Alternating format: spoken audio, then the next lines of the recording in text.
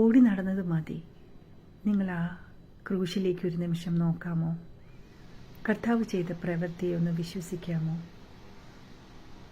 യേശുവിനെ പോലെ ആരായി ലോകത്ത് ഒന്നും ഒരു കുറ്റവും ചെയ്താതെ ഇത്രയധികം വേദനിച്ചത്, പ്രയാസപ്പെട്ടത്, ശാരീരികമായി അനുഭവിച്ചത്? മാതാവ് മാനസികമായി തകർന്നു, പുത്രൻ ശാരീരികമായും. ഔസേപ്പിതാവ് നിശബ്ദനായി നീതിമാനായി എന്നും നിന്നിരുന്നു.